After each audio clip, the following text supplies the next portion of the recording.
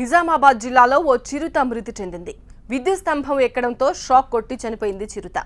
చాలా సమయం పాటు విద్యుత్ తీగలకు వేలాడుతూ కనిపించింది. నిజామాబాద్ ఫారెస్ట్ ఆఫీసర్ రవిమోహన్ ఘటనా స్థలానికి చేరుకుని విచారణ చేపట్టారు. పోస్టుమార్టం నిమిత్తం చిరుత మృతదేహాన్ని నిజామాబాద్ వెటర్నరీ ఆసుపత్రికి తరలించారు.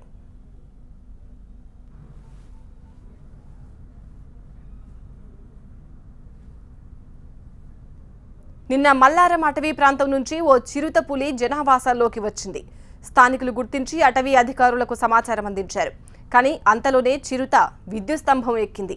ఆ టైంలో కరెంటు సరఫరా ఉండడంతో షాక్తో తీగలపైనే మృతి చెందింది చిరుత. ఘటనపై అటవీ శాఖ అధికారులు దర్యాప్తు చేస్తున్నారు.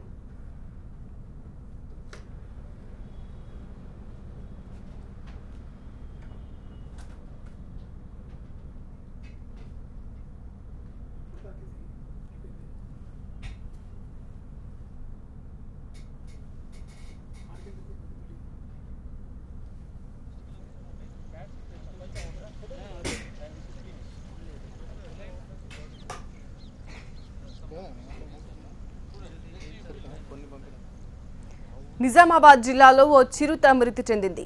విద్యుత్ స్తంభం ఎక్కడంతో షాక్ కొట్టి చనిపోయింది చిరుత. చాలా సమయం పాటు విద్యుత్ తీగలకు వేలాడుతూ కనిపించింది.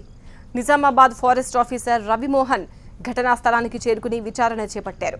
పోస్టుమార్టం నిమిత్తం చిరుత మృతదేహాన్ని నిజామాబాద్ వెటర్నరీ ఆసుపత్రికి తరలించారు.